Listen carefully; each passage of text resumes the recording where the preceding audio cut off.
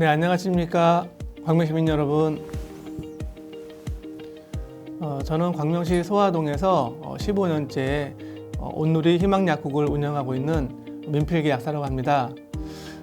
저는 오늘 여러분과 함께 그 당뇨병에 대해서 알아보고 당뇨약이 어떻게 작용하는지, 또 당뇨병은 어떻게 생기는지 그 원인을 한번 알아보고 우리 환자분들께서 당뇨약을 드실 때 이걸 약을 왜 먹는지 좀 이유를 알고 드시면 약을 꾸준히 잘 복용할 수 있지 않을까 해서 이 강의를 준비해 봤습니다. 사실 약국에서 이렇게 그 환자들을 대하다 보면 가장 많이 물어보는 질문들이 그런 거예요. 그 당뇨나 혈압을 진단받았을 때 약을 한번 먹기 시작하면 평생 먹어야 한다고 하는데 정말 부담이 된다. 약을 안 먹고 치료할 수 있는 방법이 없느냐. 운동요법이나 식사요법으로 해서 이 약을 안 먹고 치료할 수 있지 않느냐라는 질문이 정말로 많이 옵니다. 사실 그 약을 평생 동안 먹는다 이런 것은 상당히 부담이 되는 것이고, 또 내가 약을 먹어야 될 정도로 몸이 약해졌나? 뭐 이렇게 하면 또 자존심도 상하고 좀 인정하기 싫고 그런 것이 있습니다. 하지만 이 강의를 들으시게 되면 진짜 이 약이 이렇게 우리 몸에 작용을 해서 우리 몸을 건강하게 유지시켜 주는구나 하는 걸 알게 될 것이고, 그런 약에 대한 편견도 좀 고쳐지지 않을까라는 생각이 듭니다. 네, 당뇨병은 이 슬라이드를 보시게 되면 그 특징이 있어요. 그 옛날에는 소갈병이라 불렀는데 이 특징이 왜냐면 목이 너무 말라가지고 물을 엄청 마시게 됩니다. 그래서 소갈병이라는 게 목이 마른다, 갈증이 난다 이런 병이거든요. 그래서 엄청나게 물을 많이 먹게 되고 또 식사도 엄청 많이 합니다. 다식증. 그래서 자꾸 먹어도 배가 고파요. 계속해서 먹습니다. 근데 이상하게 또 살은 빠져요. 물도 많이 먹고 밥도 많이 먹는데 살은 빠진다. 사실 요즘 같은 그 다이어트 시대에는 이거 당뇨병 걸리면 날씬해지는 거 아니냐 이렇게 생각할 수 있는데, 사실은 이제 몸에 좋게 살이 빠지는 것이 아니라 우리 몸이 삐쩍 마르게 되는 것이거든요. 그래서 사실은 빨리빨리 제때 치료를 하는 것이 아주 중요한 병입니다. 그리고 물을 많이 마시게 되니까 소변도 자주 보러 가게 돼서 굉장히 좀 불편하게 됩니다. 이제 그 이유에 대해서 하나씩 천천히 살펴보도록 하겠습니다. 제가 아주 이상한 사진 하나 가져왔는데요. 이거는 그 불교에 나오는 귀신 중에 하나인 아귀라고 하는 귀신이에요. 항상 배가 고파서 항상 많이 먹습니다. 근데 이게 사진 보면 알겠지만 팔다리는 삐쩍 말라 있고요. 배만 볼록 나와 있습니다. 사실 저는 이 당뇨병을 치료하지 않고 놔두면 이런 모습이 되지 않을까 이런 생각을 한번 해봅니다. 왜냐하면 특징이 너무나 비슷한 게 많이 있거든요. 제가 세종대왕님 이야기를 좀 해볼까 하는데요. 그 세종실록에 보게 되면 세종대왕님께서도 이 당뇨병이라는 병을 앓고 계셨어요. 그래서 소갈증이 생겨서 하루에 마시는 물이 1동이가 넘었다. 이렇게 세종실록에 기록이 되어 있습니다. 또 지금은 눈병이 나서 오래 일을 못하니 정사가 해이해질 것이 두렵구나. 이 정사라는 건 이제 국사죠. 국가 일을 얼마나 많은 서류를 봐야 됩니까? 상소문도 봐야 되고 서류도 봐야 되고 책도 읽으셔야 되고 하는데 눈병이 걸리셔가지고 시력이 너무나도 안 좋아지셔가지고 결국 근데 이게 걸리신 게 42살. 굉장히 젊은 나이에 당뇨병에 걸리셨죠. 그리고 약 10년 후인 53세의 일기로 돌아가시게 됩니다. 임금님이라면 그 당시에 최고의 음식과 최고의 약재를 다 썼음에도 불구하고 이렇게 단명하셨다는 것은 사실 이 당뇨병이 얼마나 무서운 병인가를 알려주는 것입니다.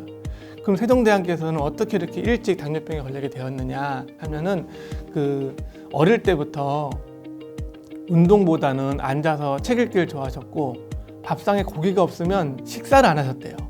그렇게 기름진 식단을 임금님이니까 가능했겠죠. 일반 서민들은 그렇지 못하겠지만 결국은 말년에는 하루에 물 1동 이상 마셔야 되고, 당뇨 후유증 중에 가장 큰 게 이제 그 당뇨병성 망막증이라는 게 있는데 시력이 너무 나빠져서 나중에는 실명을 할 수도 있습니다. 그래서 임금님도 피해가지 못했던 병이다. 근데 지금은 어떻습니까? 많은 좋은 약재들이 나와서 80세, 90세까지도 건강하게 당뇨병을 이기면서 당뇨병과 함께 살아가고 있습니다. 네. 당뇨병은 사실은 이 혈당이 올라가서 진단을 받게 되는데, 혈당이 올라갔다고 해서 그거 자체로 뭐 큰 병을 일으키는 건 아니에요. 하지만 혈당이 올라가서 혈액순환이 안 되고 세포에 영양 공급이 안 되기 때문에 이 그림 보시면 맨 밑에 말초혈관 질환, 신경병증, 신경세포에 영양이 공급이 안 되기 때문에 손발이 저린다든가 이런 신경병증이 합병증이 올 수도 있고, 말초혈관이 쉽게 막히죠. 모세혈관 같은 경우는 아주 혈관이 작기 때문에 그런 혈액이 끈적끈적해지면 이 말초혈관 합병증이 오게 됩니다. 그래서 발 족부궤양이라 해서 다리가 썩거나 다리에 상처가 나도 느낌이 없어서 그 다리를 절단하는 경우도 생기고, 또 이런 말초 미세혈관이 가장 많이 모여 있는 것이 신장이에요. 그래서 이게 오래되면 신장이 망가져서 아주 고생을 하는 경우도 있고요. 또 이런 미세혈관이 가장 많은 것 중에 하나가 눈의 망막입니다. 아주 미세한 혈관이 많기 때문에 이러한 미세한 혈관이 많은 곳부터 먼저 부작용, 합병증이 올 수가 있다. 그리고 이게 더 심해지면 큰 혈관도 막히겠죠. 심혈관 질환이나 뇌혈관 질환도 올 수 있다. 이런 합병증이 있습니다. 뭐 옛날 신문 기사 하나를 제가 가져왔는데요. 당뇨 망막병증. 그래서 보시게 되면 이런 모세혈관이 막히게 돼서 눈에 있는 망막에 혈관이 망가지게 되면 나중에 심각한 실명까지 올 수도 있는 합병증이 오고요. 이 건강보험 심사평가원 자료에 따르면 2013년에는 약 200만 명이던 그런 환자가 2017년에는 284만 명, 그리고 작년 자료를 제가 보니까 얼핏 한 600만 명에 가까워졌다라고 해서 점점 우리 사회가 그 노령화 사회가 되어가면 따라서 점점 노화가 진행이 돼서 당뇨병에 걸리시는 분들이 점점 많아져서 이 당뇨 환자는 앞으로도 점점 많아지게 될 것이고, 그래서 당뇨병이라는 것이 어떤 병인가 우리 환자분들이 이해를 좀 하실 필요가 있을 것 같습니다. 제가 옛날에 그 약사들을 대상으로 하는 강의장에 갔더니 어떤 그 약사님이 그러시더라고요. 당뇨병은 혈관은 부자인데 세포는 가난한 병이다. 이렇게 말씀하셨어요. 우리말에 이런 말이 있죠. 음식을 먹으면 다 피가 되고 살이 된다. 피가 되고 살이 된다는 말이 있는데 정말 이게 정확한 말입니다. 피까지가 되는 게 있고 살까지 가는 게 있고, 이게 좀 구분되어 있다는 뜻이죠. 그래서 우리가 먹는 음식이 식도 위를 거쳐서 소장에서 다 소화가 돼서 흡수가 되면 간에서 그게 한번 해독이 된 다음에 전신의 모든 세포에 영양분이 골고루 가게 되는데, 그 영양분을 전달해 주는 통로가 바로 혈관이죠. 그 혈관까지는 가서 트럭에 이 혈관에 있는 적혈구, 백혈구, 뭐 영양소를 다 싣고 트럭에 이렇게 다 싣고 갔는데, 결국은 그 세포에 딱 전달을 해줘야 세포가 그 밥을 먹고 삽니다. 근데 당뇨병이라는 병은 그 포도당이 이 세포로 들어가려면 어떤 열쇠가 있어야 돼요. 그냥 막 들어가는 게 아니에요. 문을 열어줘야 들어갑니다. 근데 그 열쇠 역할을 하는 것이 바로 인슐린인데, 이 인슐린이 작용을 못하거나 인슐린이 몸에서 적게 나와서 세포에 문을 잘 못 열어준다. 그럼 우리 세포는 배가 고픈 거예요. 혈관에는 엄청나게 많은데. 그래서 그림의 떡이라고 아시죠? 눈앞에 떡은 엄청나게 많은데 세포가 못 먹게 되는 겁니다. 그래서 아까 아귀라는 그 귀신을 봤듯이 많이 먹어서 혈관에는 영양분이 많은데 세포는 그 영양분을 못 가져가서 점점 팔다리가 삐쩍삐쩍 마르게 되는 겁니다. 그래서 이 혈관에 있는 이 당덩어리가 소변으로 나와서 소변이 이제 당이 많게 되는 거라 당뇨병이라는 이름이 붙게 되는 것이죠. 그러면 우리 몸에 이런 세포의 열쇠 역할을 하는 이런 인슐린이 굉장히 중요하다는 걸 알게 됐는데, 이런 인슐린은 어디에서 만들어지냐 하면 우리 몸의 간 밑에 그 췌장이라고 하는, 사진에 보시면 노란색으로 되어 있는 장기가 있습니다. 이 췌장에는 알파세포, 베타세포라는 것이 있는데, 이 베타세포에서 인슐린이 만들어집니다. 그래서 이 인슐린이 매일마다 하루 3끼를 먹으면 3번 만들어지고, 또 밥을 먹지 않을 때도 일정한 농도로 인슐린이 나와서 우리 몸의 세포들이 굶지 않게 조절을 해주는 역할을 합니다. 그래서 이 인슐린의 역할을 보게 되면 왼쪽에 일단 혈당을 낮춘다. 인슐린은 혈당을 낮춘다. 어떻게 낮추느냐? 혈관에 있는 혈당을 세포로 이렇게 다 저장을 시키는 겁니다. 그래서 2번을 보시면 이 혈당을 근육세포, 간세포, 지방세포에 저장시키는데 첫 번째는 근육세포부터 먼저 가요.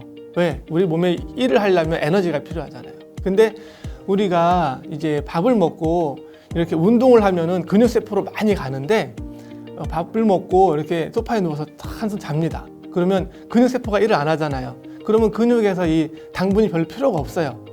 그러면 이게 어디로 가느냐? 간세포와 지방세포로 가서 이제 에너지로 쌓입니다. 간에도 지방의 형태로 쌓이고요. 지방세포에도 지방의 형태로 쌓이게 됩니다.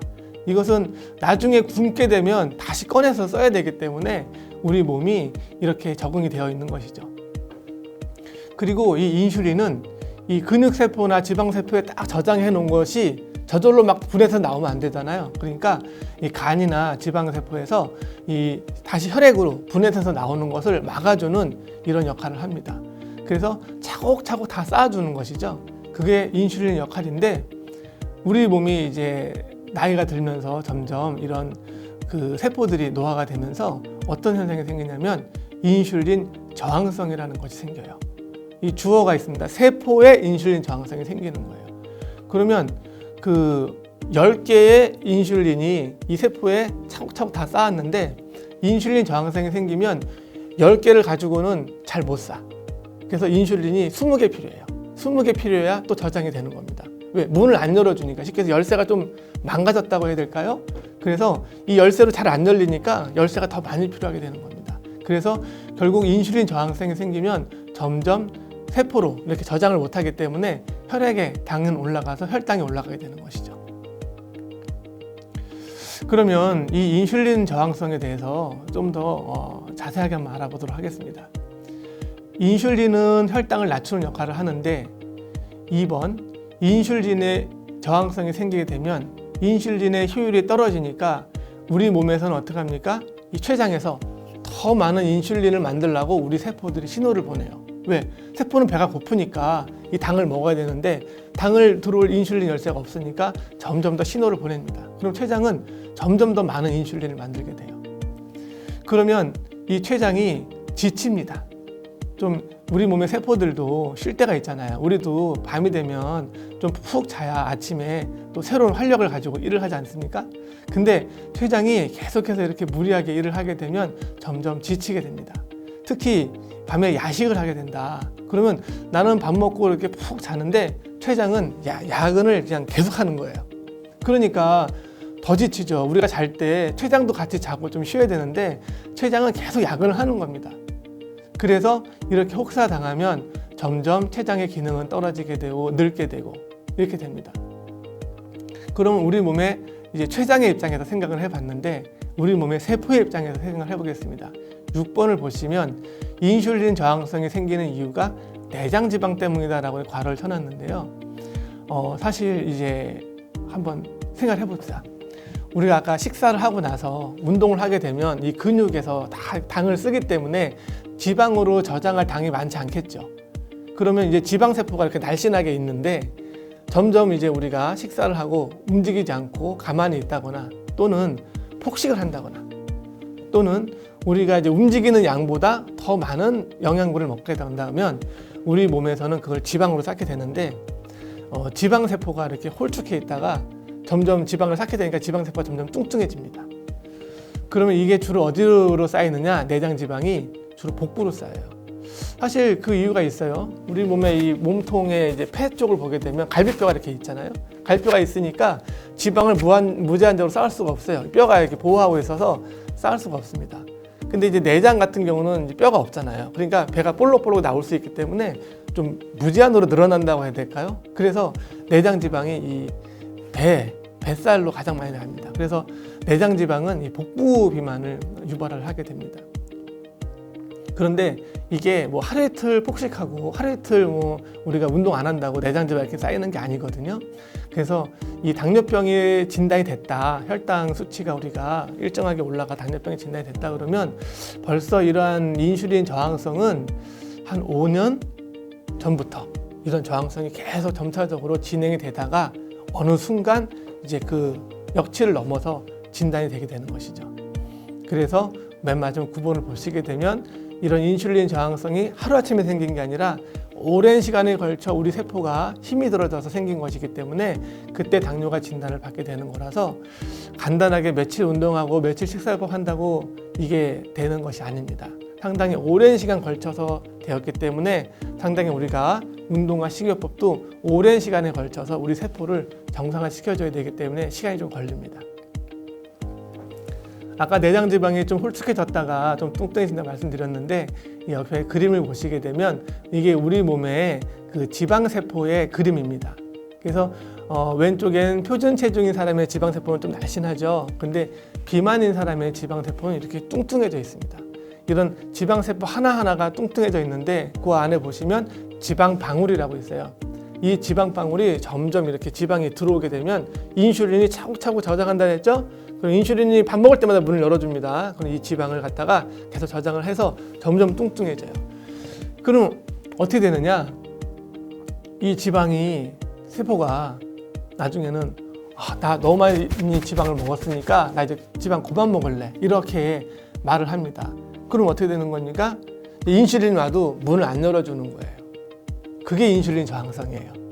그러니까 지방세포도 나 지방 많이 먹었으니까 더 이상 인슐린 너 와도 문 안 열어줄래? 이렇게 하는 게 인슐린 저항성이다 이거죠. 그러니까 지방세포도 너무 배가 불러서 안 열어주니까 혈당은 점점 올라가야 되는 거죠. 이게 지방세포만 이런 것이 아니라 간세포에도 지방이 생긴다 그랬죠. 그래서 우리가 가끔 어머니들이 많이 문의하세요. 나는 술도 안 먹고 밥만 먹는데 병원에 갔더니 지방간이라 그런다. 네, 맞습니다. 술을 먹어서 생기는 지방간은 알코올성 지방간이라고 우리가 하고요. 술을 안 먹는데도 지방간이 생길 수가 있어요. 그런 경우는 우리가 비알코올성 지방간이라고 해서 이게 탄수화물이 많이 쌓여서 생긴 지방간인 경우가 많이 있습니다. 근데 이 내장 지방은 특징이 또 이렇게 잘 쌓이기도 하지만 잘 빠지기도 해요. 왜냐하면 우리가 밥을 굶게 되거나 어떤 상황에 대해서 이렇게 좀 식사를 거르게 되게 되면 우리 몸의 혈당은 일정하게 유지가 돼서 아까 그랬죠? 우리 몸의 세포가 항상 배고프지 않게 일을 할 수 있게 에너지를 준다 그랬죠? 그럼 이 저장해 놓은 에너지를 다시 분해해서 써야 되기 때문에 이 내장 지방에는 굉장히 많은 혈관들이 분포가 되어 있어요. 그래서 쌓이기도 잘 쌓이지만 분해도 잘 됩니다. 그래서 우리 몸의 그 혈당 수치를 보게 되면 공복 혈당이 중요한데 아침에 식사 아무것도 안 했을 때 8시간 보통 금식이라고 하거든요. 그러니까 밤에 9시 이후에 아무것도 안 드시고 자고 아침에 일어나자마자 그 식사 안 하시고 쟀을 때가 공복 혈당인데 그때가 이제 110 정도 미만이 정상이라고 하고 식후 2시간은 140 미만 이런 식으로 되는데 그 정상 밑에 내당능 장애라고 있잖아요. 이게 126.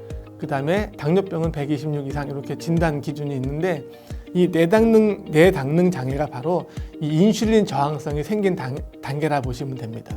그래서 점점 조금씩 이렇게 몇 년에 걸쳐서 당이 계속 올라서 126 이상이 되면 당뇨병이라 진단을 받고 이 내당능 장애일 때는 사실 약을 좀 안 드셔도 운동이나 식이요법으로 좀 할 수가 있는데 당뇨병이라 진단 받으시면 당뇨약을 드시면서 운동이나 식이요법을 꼭 병행하시는 게 좋습니다. 그래서 이제 병원에 가시면 우리가 당뇨 환자분들이 이제 약을 잘 드시고 가시는데 어떤 환자분들은 약국에 와서 물어보세요.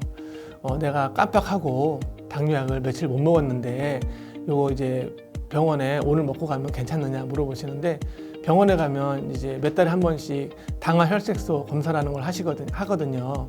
그러면 이 당화혈색소 검사라는 것은 일단 혈당 재는 거랑 좀 다른 검사입니다. 우리 몸에는 적혈구가 있다 그랬잖아요. 혈액에. 근데 당이 많아지면 이 당이 끈적끈적하니까 적혈구가 달라붙어요. 그래서 이 달라붙는 속도가 좀 일정하게 되기 때문에 당뇨약을 며칠 안 먹게 되면 당이 확 올라가잖아요. 그러면 당이 적혈구에 더 많이 붙겠죠. 당뇨약을 꾸준히 드시는 분들은 이 당이 일정하게 유지되니까 많이 안 붙는데 그래서 이 당화혈색소는 보통 한 3개월 정도로 우리가 적혈구의 수명을 보거든요. 적혈구가 생겼다가 죽는 수명이 보통 100일 정도 돼요. 그래서 이 100일 동안의 평균을 보는 것이 이 당화혈색소 검사입니다. 이렇게 보게 되면 여러분들이 환자분들이 이제 한 며칠 동안 당뇨약을 안 드시다가 딱 병원에 갈 때 하루 이틀 먹고 가시게 되면 그때 당뇨 수치는 정상으로 나올 수가 있지만 이 당화 혈색소 수치는 올라가 있어요. 그러면 의사 선생님이 알 수 있습니다. 약을 꾸준히 잘 드셨는지 꾸준히 잘 못 드셨는지 이 수치를 가지고 알 수 있어요. 그래서 우리가 당화 혈색소를 보게 되면 정상은 5.7% 미만이라고 하는데요.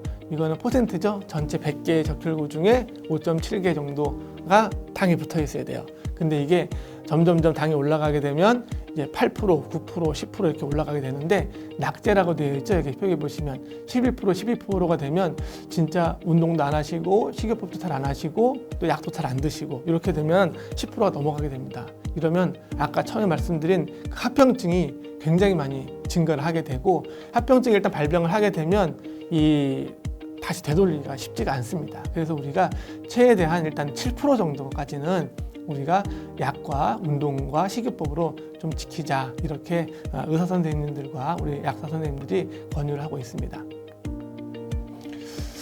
그래서 이렇게 그러면 이제 당뇨병의 원인이 인슐린 저항성 때문에 생긴다라는 걸 알게 됐는데 그럼 인슐린 저항성에 대한 그 대책이 무엇이냐, 그것을 고칠 수 있는 약들이 있지 않겠느냐, 그래서 한번 정리를 해봤습니다.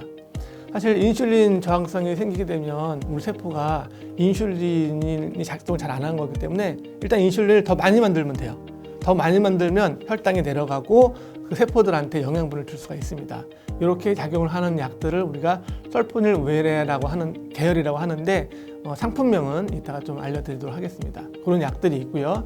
두 번째는 이런 세포의 인슐린 저항성을 낮춰주는 약들도 새로 개발된 게 있어요. 티아졸린딘 디온이라고 하는 약들이 있는데 이런 세포들은 이 내장 지방을 좀 줄여줘서 인슐린 저항성을 낮추는 그런 효과가 있다고 알려져 있습니다. 그 다음에 우리가 이제 혈당이 낮아지게 되면 간에 저장된 그런 지방이 나온다고 그랬죠.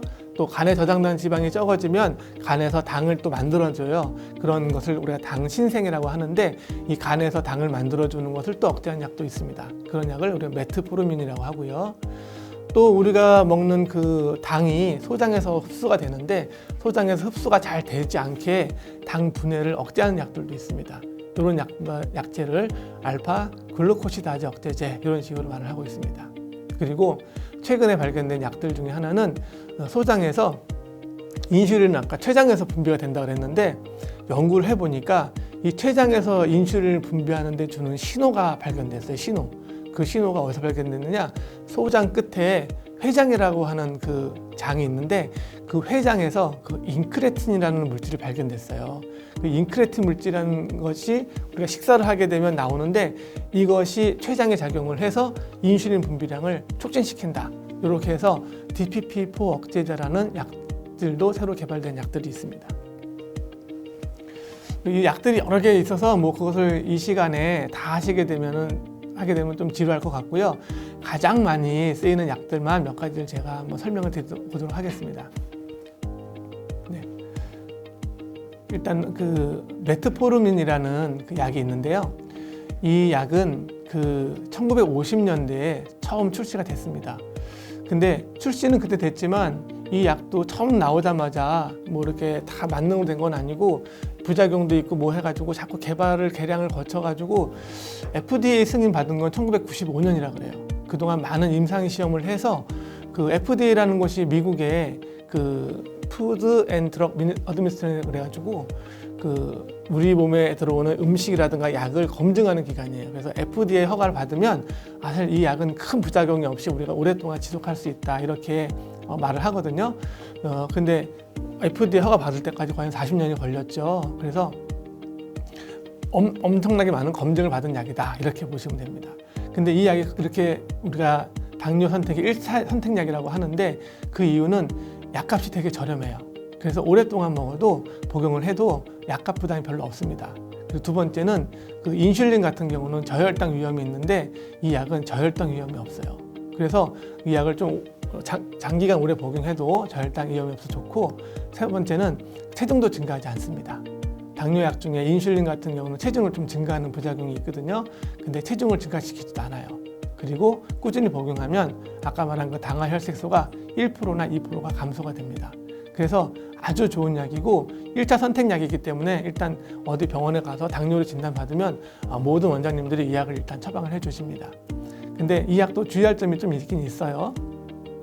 요즘 뭐 CT 같은 거 촬영 많이 하죠. 근데 그 CT 촬영할 때 조영제를 먹는 CT가 있고 안 먹는 CT가 있는데, 조영제를 먹는 CT의 경우에는 앞뒤로 며칠 동안은 이 약을 중단을 할 필요가 있습니다. 안 그러면 신장 기능이 좀 떨어진다고 해요. 그리고 GFR이라고 하는 것은 신장 기능을 측정하는 도구인데, 이것이 좀 30 이하로 떨어졌을 때도 복용을 중지해야 되고, 그 다음에 간혹 가다가 소화불량이 좀 있을 수가 있어서 소화불량이 있는 경우에는 식사 중간에 드시라고 한다든가 식후에 바로 드시라고 하는데, 소화불량이 너무 심하다 하시는 분들은 또 다른 약으로 바꿀 수도 있습니다. 네, 근데 이제 메트포르민 그랬는데, 사실 이제 여러 환자분들이 보는 처방전에는 메트포르민 이렇게 나오는 경우는 별로 없고요. 상품명이라 그래서 여기 좀 표가 있는데, 삼익제약에서 나오는 거는 삼익염산 메트포르민정, 또 삼천대왕제약에 나오는 것은 글루세라정 500ml, 이런 식으로 이름이 굉장히 많이 있어요. 그래서 사실은 제일 유명한 거는 뭐 다이아백스, 글루코파직 이런 약들이 있는데, 그 옆에 1표에 보시게 되면 오른쪽 끝에 생동 이런 것이 있습니다. 생동이라는 것은 이렇게 여러 회사에서 나오면 이 효능들이 다 다를 것이다 이렇게 생각할 수 있잖아요. 근데 생동은 생물학적 동등성 실험이라 그래서 국가에서 어느 그 실험을 해서, 이 회사는 다 다르지만 이 똑같은 몸에 들어가면 똑같은 효능이 있다는 걸 검증해주는 그 테스트가 있습니다. 그 시험을 통과하면은 그 생동이라고 하는 마크가 붙게 되고요. 그러면 이제 그 약은 만약에 뭐 A 약국에 갔는데 이 약이 없다 그러면 B 약으로 대체할 수 있는, 이렇게 약사님들 가끔 말하는 경우가 있죠. 그런 경우는 이런 생동 테스트를 거친 약들이기 때문에 뭐 안심하고 드셔도 괜찮을 것 같습니다. 그래서 이름은 굉장히 많지만 그 성분은 메트포르민 하나다, 이렇게 이해해 주시면 되겠습니다. 그래서 뭐 환자분들 드시는 약이 이 표에 없는 약들도 있어요. 그래서 궁금하시면 그 약 조제하시는 약국에 약사님한테 물어보시면 이 성분이 메트포르민이다 아니다 알 수 있는데, 거의 대부분의 환자들은 이 약을 복용을 하고 있습니다. 두 번째는 이제 DPP4 억제제라고 해서 좀 이름이 어려운데요. 이 약은 메트포르민이 상당히 좀 오래 전에 나온 약이라고 한다면, 이 DPP4 억제제는 상당히 최근에 나온 새로운 신약입니다. 물론 지금도 많은 환자분들이 이 약을 드시고 계신데, 이 약은 그 상품명이 아까처럼 많진 않아서 제가 몇 가지 적어봤습니다. 자누비아, 또 가부스, 트라젠타, 제미글로, 레시나, 옹글라이자, 테넬리아 이런 약들이 있는데, 이런 약들은 아까랑은 좀 다른 건데, 아까 맨 마지막에 그 소장에서 인슐린 분비를 촉진시키는 물질이 발견되었다 했잖아요. 그 물질 이름이 인크레틴이라고 하는데, 이 인크레틴이 있으면 췌장을 딱 자극을 해서 인슐린을 잘 만들어 가지고 이 당을 잘 조절해 주는데, 이게 특징이 뭐냐면 그 소장에 있는 그 DPP4라는 효소가 있어요. 이 효소가 이 인크레틴을 금방 분해시켜 버려요. 분해시켜 버리면 효과가 뚝 떨어져 버려요. 그러니까 인슐린이 나오다 마는 거죠. 근데 이게 이제 젊을 때는 이게 인크레틴이 잘 작용을 하는데, 나이가 들수록 이 인크레틴이 금방만 분해가 되는 거예요. 그러니까 췌장에서 인슐린이 잘 안 나오니까 이제 그런 그 약들을 더 먹어야 되는 거잖아요. 근데 이 약이 기존에 나온 인슐린을 이렇게 촉진을 분비시켜주는 그 설포닐 우에레라는 약과 이렇게 좀 비교를 하는데, 그 이미 인슐린을 촉진시켜주는 약이 있는데 이 약이 가지는 장점이 있어요. 그건 뭐냐면, 기존에 나왔던 그 약은 그 이렇게 약을 드시게 되면 내가 밥을 먹든 안 먹든 무조건 인슐린을 짜주는 거예요. 그래서 밥을 안 먹었는데 드실 경우도 있잖아요. 아침 식사를 걸렀는데 그러면 저혈당이 올 수가 있어요. 그럼 막 저혈당 오면 아시죠? 막 식은땀도 나고 막 어지럽고 막 속도 미실거리고 막 쓰러질 것 같고 어지럽고 그러잖아요. 굉장히 우리 세포가 저혈당이 오면 굉장히 힘듭니다. 세포가 굶어 죽는다 생각하시면 돼요. 그래서 이 저혈당을 굉장히 많이 주의하셔야 됩니다. 당뇨약을 드실 때는. 근데 얘는 밥을 먹을 때만 이 인크레틴이 나오니까 밥을 안 먹으면 인크레틴이 안 나와요. 그러니까 저혈당 부작용이 별로 없어요. 그래서 약값은 좀 비싸지만 요즘 많이 의사 선생님들이 선호하고 있습니다. 환자분들이 그런 저혈당이 안 나오니까 의사 선생님도 좀 안심하고 쓸 수 있는 거죠. 그래서 이런 저혈당의 부작용이 없다. 가장 큰 장점이고요. 두 번째는 인슐린 분비를 촉진시킨다. 그래서 혈당 강화 작용은 좋다. 그리고 세 번째로는 글루카곤 분비를 억제한다 됐는데, 요건 아까 말했던 그 간에서 당을 만든다 그랬잖아요. 그때 그 작용을 해주는 게 글루카곤이라는 호르몬인데, 당을 만드는 것도 억제를 해줍니다. 그러니까 혈당도 내려줘, 간에서 당도 안 만들어줘. 근데 저혈당 부작용은 없어. 그러니까 우리 원장님들이 아까 말한 그 메트포르민하고 요 DPP4 억제제를 가장 많이 씁니다. 거기다가 하루 한 번만 먹으면 돼요. 그러니까 얼마나 편하고 좋아요. 그렇죠? 그리고 두 번째, 식후 고혈당. 식후에 당이 오르잖아요. 그 고혈당에 효과적입니다. 아까 인크레틴이 밥 먹을 때만 나오니까. 그리고 아까 메트포르민처럼 체중 증가도 별로 없어요. 그래서 이 약을 아까 메트포르민하고 이 약이 두 가지 가장 많이 쓴다 그랬잖아요. 그래서 이 두 약을 그럼 제약회사에서 하나를 합쳐버릴까? 이렇게 또 좋은 생각을 한 거예요. 그래서 이 트라젠타 듀오, 이렇게 뒤에 듀오라고 써 있는 약들이 또 환자들 보시면 처방전에 나오는 경우가 있어요. 그거는 아까 말한 메트포르민하고 요 DPP4 억제제를 하나로 합쳐놓은 겁니다. 먹기 더 편하게 하시라고. 네, 그래서 그런 듀오로 하는 약들도 있고, 듀오가 아니고 트라젠타와 메트포르민을 같이 드시는 분들도 있고, 이렇게 있습니다. 그거는 드시는 약에 대해서는 그 약사님한테 문의하시면 알려드릴 겁니다. 그리고 또 요새 나왔던 약들 중에 하나가 그 SGLT2 억제제라는 약이 있는데, 이 약도 좀 이름이 어렵죠. 근데 이 약은 그 살 빠지는 당뇨약이라 그래서 이 약 처음 나왔을 때는 이거는 기적의 약이다, 신이 내린 선물 아니냐. 왜냐면 아까 말했지만 이 당뇨 있는 환자분들은 인슐린 저항성이 문제라 그랬죠. 근데 이 인슐린 저항성의 원인이 뭐라 그랬어요? 내장 지방이라고 그랬어요. 복부 지방, 복부 비만. 근데 복부 비만 살을 빼주면서 당뇨도 치료해준대. 얼마나 좋은 약이에요. 요즘 살찌는 게 얼마나 힘듭니까? 그래서 이 살을 빠진 당뇨약이다. 그래서 굉장히 약 이름도 자디앙, 포시가 이런 약이 있는데, 이 약은 좀 특징적인 게, 우리가 당뇨병 이러면은 이제 당이 혈당에 많아서 소변으로 당을 빼준다 그랬잖아요. 근데 이 약은 더 많이 빼. 당을 소변으로 더 많이 빼. 그러니까 입이 엄청 마르겠죠. 그래서 살은 빠지지만 갈증이 많이 나요. 이 약을 먹게 되면. 그리고 탈수가 생깁니다. 오줌을 많이 누게 돼서 탈수가 생깁니다. 그래서 살을 빼는 약이긴 하지만 아까 말했듯이 모든 약에는 작용과 부작용이 있어가지고 아무한테나 처방해 줄 수 있는 건 아니고, 노인층에는 이 약을 잘 처방하지는 않습니다. 왜냐하면 노인분들은 이 소변 기능이, 신장 기능이 별로 안 좋아서 소변 보러 가면 귀찮아서 물 잘 안 드시잖아요. 근데 갈증 나고 탈수시키면 안 되기 때문에 오히려 그것 때문에 부작용이 생길 수 있어서, 이것도 의사 선생님들이 살 빠진 당뇨약이지만 유튜브 보니까 살 빠진 약이 있다 이렇게 처방해 달라 하지 마시고, 그 나이에 따라서 처방하는 약이 있습니다. 그런 걸 다 이 경중을 따져서 처방하기 때문에 이런 거는 의사 선생님한테 문의하시면 설명해 주실 거예요. 그래서 제가 네가 이기나 내가 이기나 한번 해보자라고 좀 재미있게 써봤는데, 당을 소변 더 많이 빼는 겁니다. 그럼 당뇨랑 이 약 먹는 거랑 뭔 차이가 있어요? 다 소변으로 당이 빠지는데, 이렇게 생각할 수 있죠. 근데 당뇨병은 혈당이 안 내려가면서 소변으로 빠지는 거예요. 소변으로 빠져서 혈당이 안 내려갑니다. 근데 이 약은 드시게 되면 혈당이 내려가요. 왜? 더 많이 빼버리니까. 예, 그래서 그 자세한 기전은 제흡수 기전이 있는데, 그건 어려운 얘기니까 좀 이렇게 지나가도록 하겠습니다. 그래서 여기 보시게 되면은 신장에서 걸러진 당분이 몸으로 다시 재흡수되는 기전이 있는데, 그 문 이름이 SGLT2예요. 그래서 그 SGLT2라는 문을 딱 막는다 그래서 SGLT2 억제제, 이렇게 이름이 붙어 있습니다. 그래서 당뇨약을 세 가지 알아봤습니다. 메트포르민, DPP4 억제제, 그 다음에 SGLT2 억제제, 이렇게 알아봤는데, 이렇게 새로운 신약들이 여러 가지 이런 신약들이 나와서 세종대왕께서도 당뇨 때문에, 이 당뇨 합병증 때문에 이제 50살이 돌아가셨는데, 지금 이렇게 좋은 약들이 많이 개발돼서 여러분들은 잘만 복용하시면 80살, 90살까지 건강하게 하실 수 있어요. 그러니까 저는 환자분들이 이렇게 와서 이렇게 약 먹는 거 지겹다, 약이 한 움큼이 물어보면 제 당뇨약 환자분들한테 말합니다. 어머니, 이 약은 보약이에요, 보약. 왜? 우리 몸의 세포가 아까 말했죠? 삐쩍 말라서 혈액에 있는 영양분이 안 들어갔는데, 우리 몸 세포에 그 당을 쫙 다 넣어주는 약들이잖아요? 그럼 어떻게 됩니까? 보약이죠. 진짜 보약 아닙니까? 아무리 먹어도 소변 다 나가면 무슨 소용이 있어요, 그게.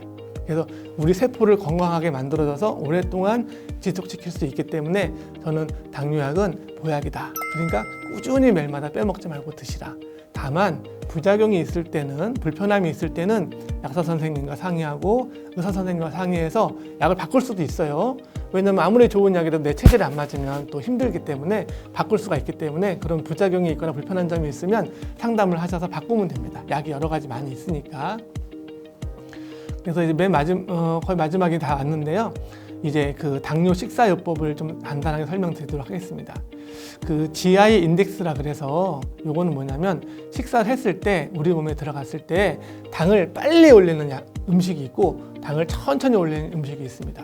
아까 제가 처음에 그랬잖아요. 그 췌장이 너무 일을 많이 한다고. 근데 당이 빨리 올릴수록 우리 췌장은 더 빨리 인슐린을 만들어내야 되기 때문에 더 고생을 합니다. 쉽게 해서 100m 달리기를 매일마다 하는 거죠. 근데 이 당이 천천히 올라간다면 어떻게 됐습니까? 우리 몸의 췌장도 천천히 여유 있게 인슐린을 만들어낼 수가 있습니다. 그렇기 때문에 인슐린을 빨리 만드는 그런 음식은 좀 줄여라 이렇게 말씀드리고 싶어요. 그것을 GI 인덱스라고 합니다. GI 인덱스가 높다 그러면 당이 빨리 올라가는 음식이에요. 그런 음식이 어떤 것입니까? 바로 우리가 가장 맛있는 음식이죠. 빵, 라면, 국수 이런 밀가루 음식들. 정제된 이런 탄수화물은 굉장히 당을 빨리 올립니다. 그 이유가 뭐겠어요? 이미 한 번 다 소화가 된 음식이잖아요. 밀가루, 가루를 만들어 놨기 때문에 우리 몸에서 씹어서 소화시킬 필요가 없어요. 금방금방 흡수가 됩니다. 그 대신 당을 천천히 올리는 음식이 있죠. 식이섬유, 채소, 야채. 그 다음에 아까 말했죠. 우리 몸에 당은 다 어디서 써요? 근육에 쓴다 그랬죠. 근육을 올려주는 그 고기, 단백질 이런 것들을 많이 드시면 몸이 더 건강해지고 우리 몸의 췌장을 좀 쉬게 할 수 있습니다. 그래서 정리를 해보면 당뇨에 걸리게 되면 우리 몸의 안에 세포는 너무너무 힘듭니다. 당뇨에 걸린다는 건 굶는 거예요. 우리 세포가. 굶으니까 얼마나 짜증나고 힘들겠어요. 우리 몸의 혀는 좋지만 우리 몸의 세포, 췌장세포, 근육세포 전부 힘들어집니다.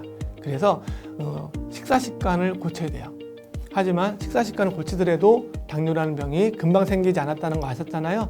인슐린 저항성 때문에 오랜 기간에 걸쳐 생겼기 때문에 오랜 기간에 걸쳐서 우리가 약과 함께 식이요법을 같이 병행하시는 것이 중요합니다. 그래서 폭식, 야식 어떻게 된다 그랬어요? 위장과 췌장 매일마다 야근시키는 거랬죠? 이러면 혹사당하면 어떻게 됩니까? 나중에 우리 세포가 과로사합니다. 췌장세포에 있는 베타세포가 과로사하게 되면 인슐린 안 나오죠? 혈당 올라가죠. 그러면 어떻게 됩니까? 약을 더 많이 먹어야 됩니다.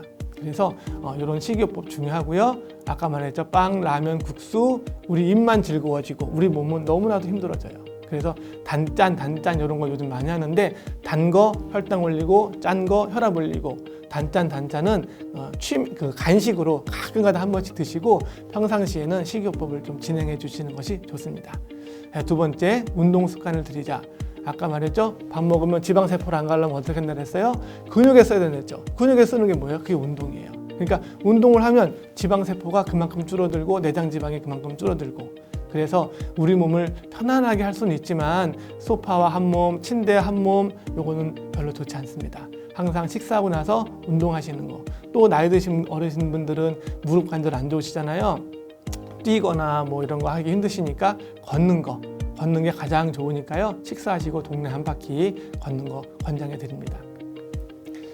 당뇨는 시간과의 싸움이에요. 단기간에 될 수 있는 것이 아니고 우리 몸은 사실 인슐린 저항성이 생겨 당뇨병 걸릴 때까지 굉장히 오랜 시간 동안 묵묵하게 일을 해왔습니다. 하지만 그 역치를 넘어섰기 때문에 병에 걸린 거기 때문에 우리 몸을 좀 쉬게 해주려면 꾸준히 시간을 들여서 쉬게 되기 때문에 제가 이 강의 준비하느라고 그 당뇨에 관련된 다큐멘터리 여러 개 봤는데요. 거기에 운동하시는 분 나오시더라고요. 아까 당화혈색소가 한 12 정도 나오시는 분이었는데 등산을 거의 매일마다 하셔가지고 8년 동안을 산을 올리신 거예요, 이분이. 산을 올랐기만 하겠어요? 산에 올라가서 드시는 거니까 오이, 당근 이런 것만 드세요. 산에 올랐다고 막 이렇게 설탕, 빵, 뭐 떡 이런 거 안 드시고 그러니까 어떻게 됩니까? 운동하시죠, 식이 조절하셨죠. 이분이 그래서 그 당화혈색소의 10에서 5.7까지 내리는데 8년 걸리셨어요. 8년. 물론 당뇨약도 드시면서. 당뇨약 안 드시면서 한 거 아니에요. 드시면서. 그럼 어떻게 돼요? 점점 당화혈색소 내려가면 당뇨약 줄일 수 있겠죠. 점점 더 열심히 하면 당뇨약도 끊을 수 있겠죠. 하지만 우리가 다 그렇게 할 수는 없기 때문에 사람마다 다 틀립니다. 하지만 여러분들이 노력하시면 더 좋아질 수 있고 당뇨약도 줄일 수 있습니다. 희망을 가지시고요. 매일마다 꾸준히 운동하시고요. 그래서 결론을 내리게 되면 약 꾸준히 규칙적으로 잘 복용하시고 야채, 고기 많이 늘리시고 술이나 단 거, 빵, 라면, 국수 좀 줄이시고 그 다음에 걷고 이것을 우리가 생활 습관화를 시켜야 됩니다. 매일마다 습관화해서 우리 그 아기들 그 공부하잖아요. 학교 가듯이 우리 어머니, 아버님들도 그 당뇨 환자분들도 식사하면 무조건 동네 한 바퀴 도는 습관 들이시면 많이 도움이 될 것 같습니다. 항상 건강하시고요. 같이 함께 하겠습니다. 화이팅!